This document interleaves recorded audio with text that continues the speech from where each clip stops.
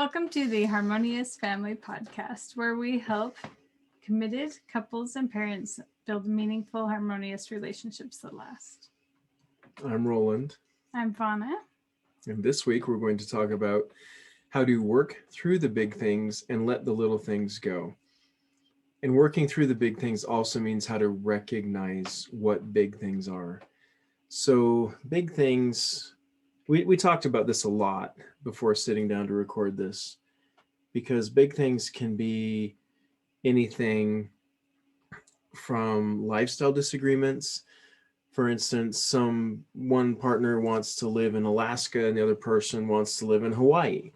That could be a pretty big decision or disagreement that could happen. Or one partner wants the big house and the other partner wants a smaller mortgage payment. Right. One partner wants minimalist living, is looking at the local dealer for tiny homes, and the other one wants a 5,000 square foot or larger house with a 5-car garage. Those can be big issues. Those are things that definitely need to be resolved. There are things in different religions, or someone who's highly religious might end up in a relationship with someone who's agnostic or someone who's atheist. That could cause some problems. Those things are big things that are going to need to be resolved. It could be differences in political ideology. I don't remember where, but I heard about a couple that got divorced because he was Republican and she was Democrat, and they just argued so much about political views that they finally one day just got a divorce because they couldn't ever set aside their political differences. It can be things like money management, differences in managing or not managing finances. That hits close to home for us, because when we first got married, Vauna was great at managing money and I was great at not managing money. And we worked through it. It took a while, but we worked through it. That was a big thing. That was a big thing. Yeah, it caused a lot of stress. There are also major breaches in trust. Mm-hmm. There are a lot of things that can cause a breach in trust.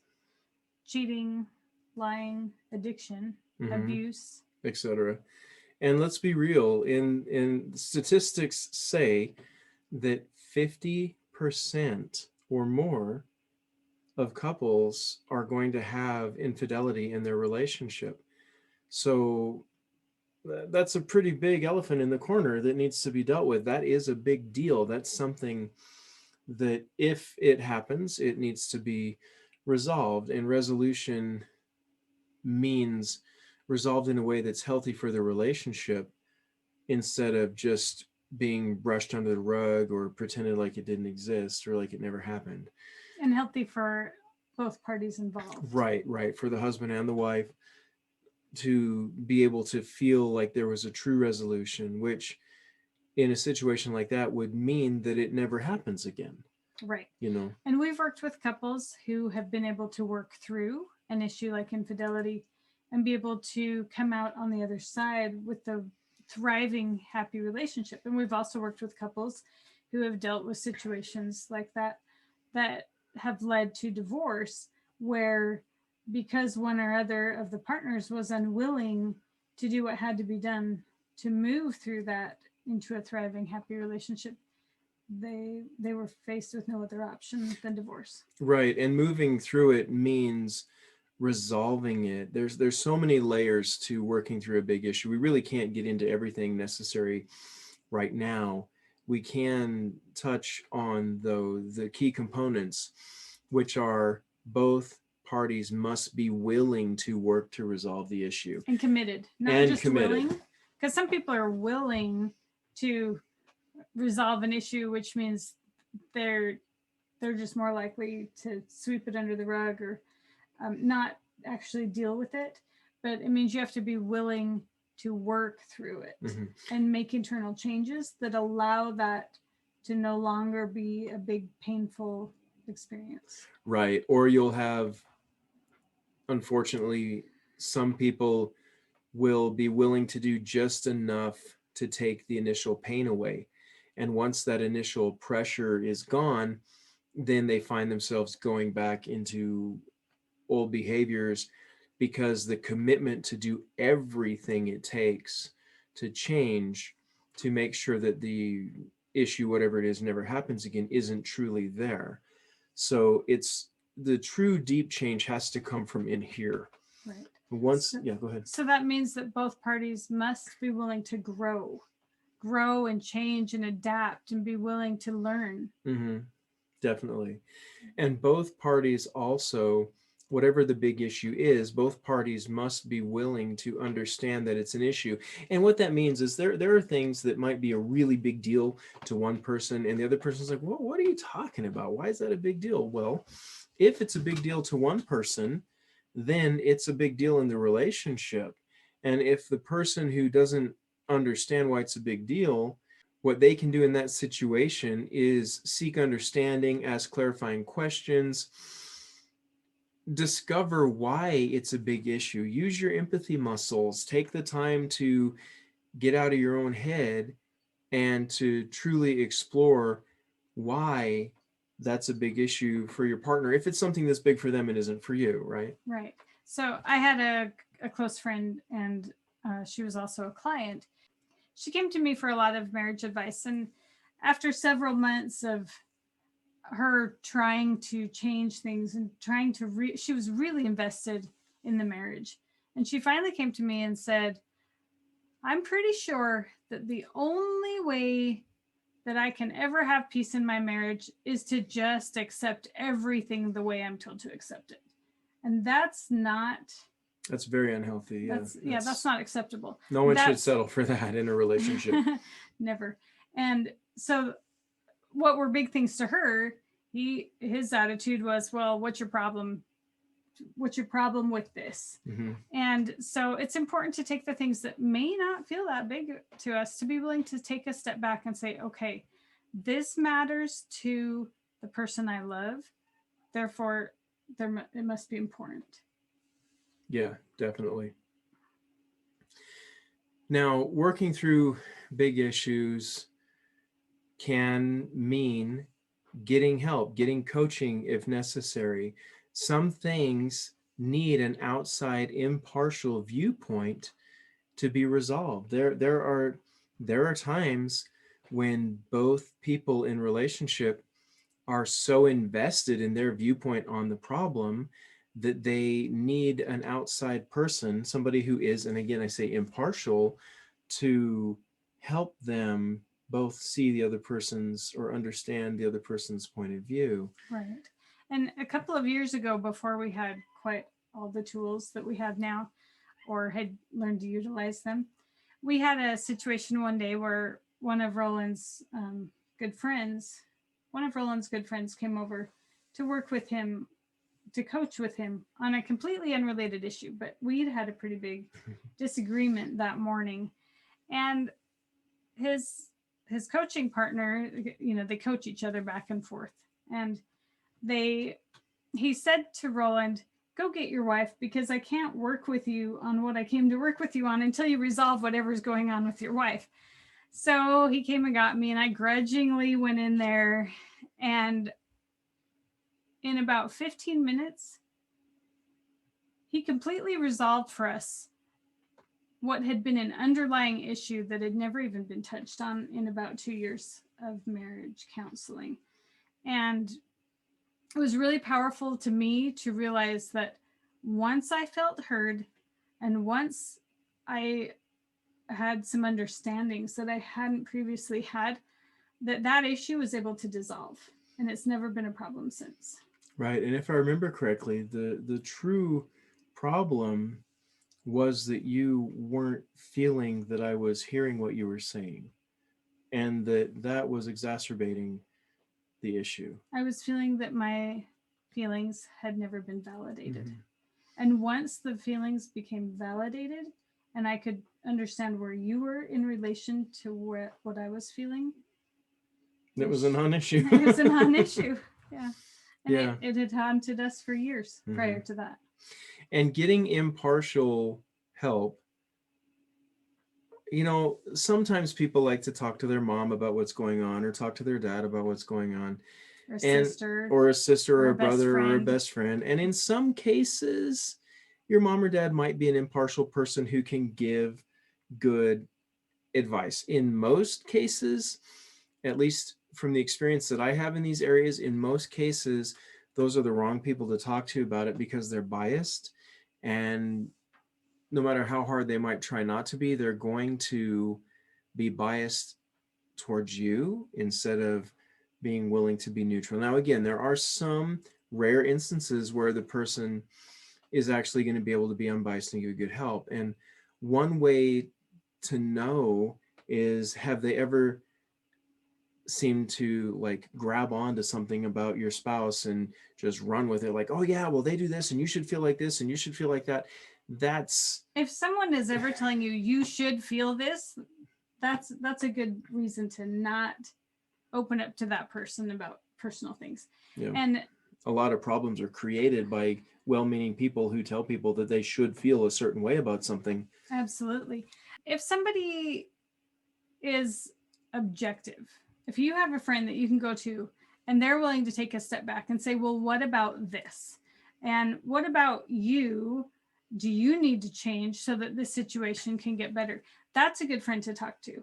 If you have someone that you're trying to talk to and they're constantly telling you that your partner is your problem, the source of all your problems is the person you're married to, that's the wrong person to be talking to. So if you can find an objective person who helps you look at yourself, who helps you look how you can grow, how you can change, those are going to be by far the people who will help you through your difficulties. And people who will trust and respect your right to privacy about what you're talking about. Definitely. That's really important because, you know, that's why going to a trained coach is sometimes a really good option, because they're gonna keep in confidence what you're talking to them about, and you're gonna be able to feel safe getting that coaching.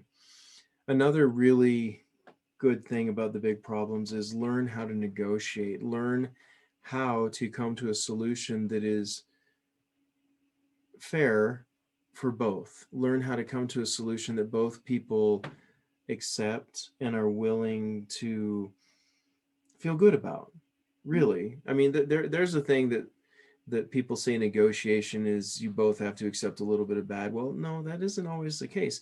You can negotiate a solution that both parties are completely happy with. And when you're talking through a problem, when you're working through a problem, negotiating through a problem, it's very, very important to pay attention to the kind of language that you use. Don't use blaming language. Don't use absolutes. Don't say, well, you always this or you never that. And don't use words like, well, you this or you that. You can, it's more appropriate to use feeling words. I feel that you do this, or when you say this or do this, I feel this, because that keeps the doors open for negotiation to be a possibility. As soon as we start using blaming language, those doors start to close. Right. And setting boundaries is also very important. We mentioned some of the big issues could be things like addiction, cheating, abuse. Those are some things that are massive issues. If those things are going on, they definitely need to be dealt with. Boundaries have to be set. Most people in a situation like that may just want out of the relationship. That's totally understandable. And if that's the path they choose, then that's the path that they choose, and that's okay. And what I'm trying to say is that the boundaries need to be set in all areas and be able to be set so that, like, say for instance, if cheating was the issue, then the person who cheated needs to be willing to abide by a boundary that will never happen again. And not only that will never happen again, but that the steps that led up to it will never happen again. Because the act of cheating isn't somebody walking down the street and they're just saying, hey, how about I just go and do this? No, it was, they had these thoughts that led to these actions, that led to these thoughts, that led to these actions, all the way down the line until they ended up taking that step. And so the boundaries need to be set at a reasonable and safe place, safe being, to prevent it from happening again. And there needs to be accountability. There needs to be a way to measure progress, and there needs to be controls, if you will, in place to help as much as possible guarantee that will never happen again. Back to what you just said about accountability. It's really important for a person to accept accountability when they've made any mistake, but particularly a big one, because blaming it on circumstances or saying, well, this happened, or she seduced me or enticed me or something, all of those things, they're baloney. And what it really comes down to is we have thoughts, we make choices, we actually choose what we think about. And it's very important to learn to think in ways that are empowering and that are healthy for our well-being and the well-being of our relationship. So when you're wondering if a person's accepting accountability for their mistakes, listen for their language. Listen to how they talk about it. I did this. I made this mistake. Or are they saying someone else is to blame or some situation is to blame? If they have some excuse, they're not being accountable. So listen for accountable language. Yeah. Just an example would be, does a person say, I got a speeding ticket because I was speeding, or I got a speeding ticket because the cop was hiding behind a sign and I didn't see them? Big difference. And they were still speeding either way, or they wouldn't have gotten the ticket. Absolutely.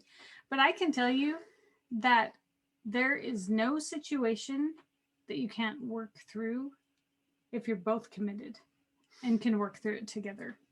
And committed means that both parties, going back to what we said earlier, both parties must be willing to work to resolve the issue.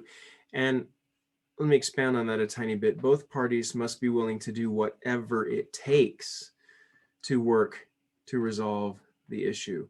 Because there are some things, some mistakes that people can make that it might take a lot of work. It might be painful. It might mean taking your soul out piece by piece and examining all the dark places in your psyche to figure out what went wrong or why you did what you did. And how to make sure it never happens. And how to make sure it never happens again. And if you're willing to do that, then you can overcome it and you can work through it. And there might be times when the person who made the mistake is willing to do that and the other person is just done, and that's okay. That's a consequence. If that happens, that's okay. That comes back to knowing when to walk away, right? Knowing when to walk away. Some mistakes, some big issues are so big that,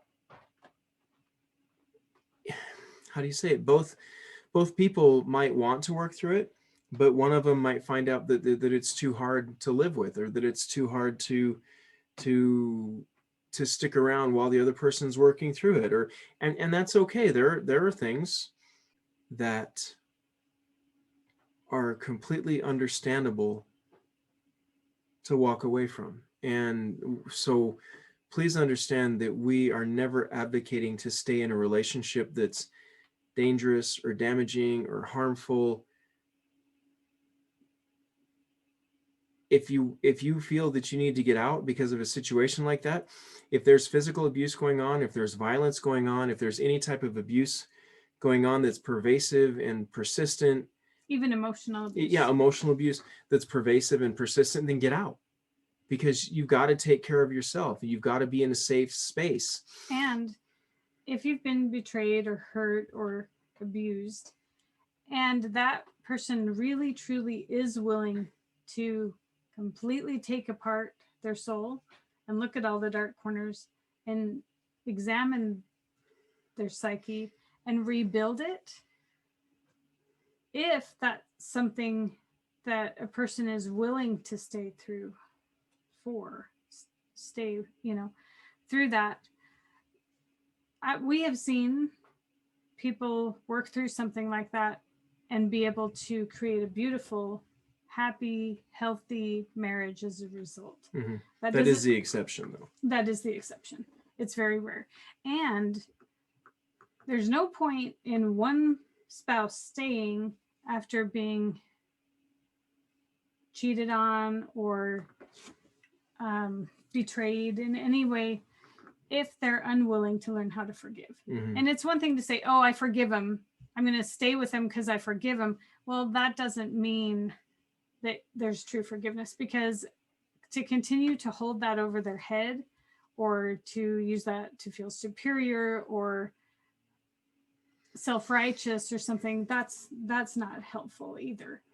It's, a divorce would be better than for both parties to stay in a marriage like that. Right. But there are things that can be done to remove the negative emotions. When you truly forgive a person, you can do things that will get rid of those emotions. And that, thinking about betrayal or some other thing, it does not have to tear you up. Mm-hmm. You can learn to actually not only live with it, but be grateful for what it's brought you, where it's brought you, and right. what you've learned and grown, how you've learned and grown as a result. And to reiterate, we've said this before, and we'll say it undoubtedly time and time again. Forgiveness in no way means you're saying that what the other person did was okay. Never. It in no way means that you're saying that it would be okay if it happened again. It simply means that you're releasing yourself from the negative emotions. And if you do choose to stay in relationship with someone who has done something that was damaging, because they are legitimately working through it and growing through it, then forgiveness also in no way means that you should be in a place of blind trust. Never. Or unwariness.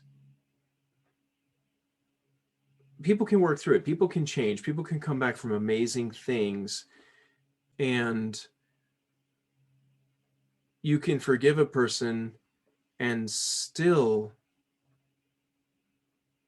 make sure that they're doing everything that they need to do day to day to stay on the path that they've chosen to go on of healing, if that makes sense. If a person stays with someone who has hurt them, that does not mean in any way that they accept what happened. Right. That they condone that kind of behavior, or that they're okay being in a risky situation. Because the only time that it would be appropriate to stay is if a person has changed so much that that situation is no longer risky. Mm-hmm.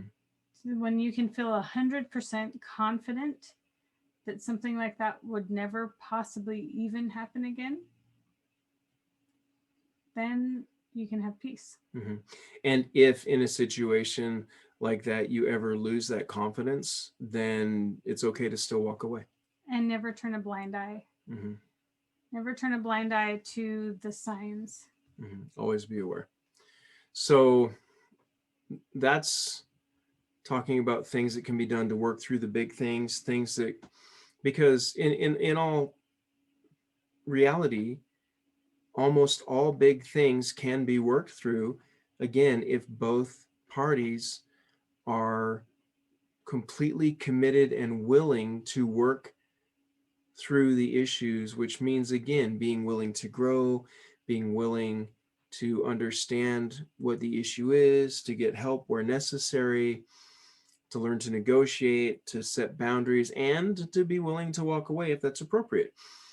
So now let's take a moment and touch on the little things. Now that we've gone through all that heavy stuff, let's talk on the little things. It's important to not turn little things into big things. Right. Because there are a lot of little things that might feel big, but if you're willing to take a step back and realize, you know what, there was a point in time in our marriage where I used to nitpick a lot. Sorry about that. I have no recollection of that. And there was a point, one day I was just going through this little cycle in my head about this little thing that was annoying me. And out of the blue, something kind of smacked me over the head and said, he has so many amazing qualities. Why would you choose to get irritated about something so insignificant? And I really got thinking, we've been through some really, really hard things. If we can get through these really difficult, big things and and have this strong, passionate, amazing relationship, then how silly is it to let little nitpicky things put a wedge between us? Mm-hmm. Yeah, it really, what it comes down to with the little things is how important are the little things in the long run.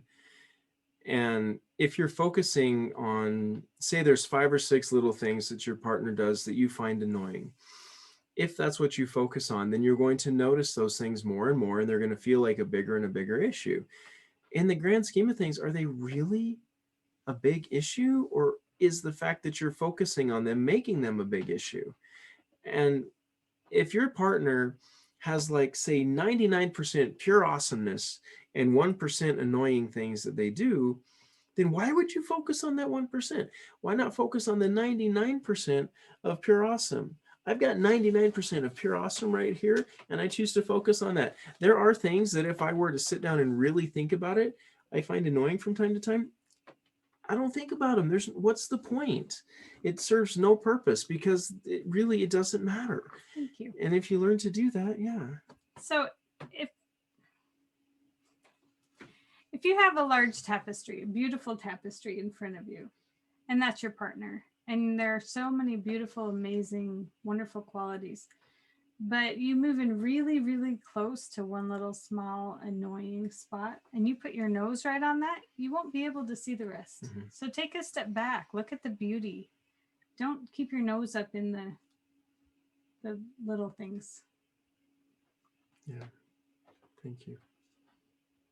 So the key takeaways are going to be: learn to tell what's a big issue and what's a little issue. Learn to let go of the little issues and work through the big issues. As you practice letting the little things slide, and I don't mean important things, I mean actually little things. Little things. When you learn to let the little things slide and you practice that, it'll come easier and easier, mm-hmm. and you'll notice less and less. And above all, if you're in a dangerous situation, get help, get out, get yourself and your children to safety, do what you need to do, because if a situation is dangerous, then the first thing you got to do is take care of yourself. And if the other person wants to get the help and wants to do what's necessary to change, they can do it at a distance until it's been proven that those changes are legitimate changes and not just pretending that everything is normal to get you back into the house, I guess. Right. Is that a very good way to say that? Mm-hmm. So thank you for listening to the Harmonious podcast. Feel free to subscribe, like, tell your friends, comment, and we'll see you next week. Thank you.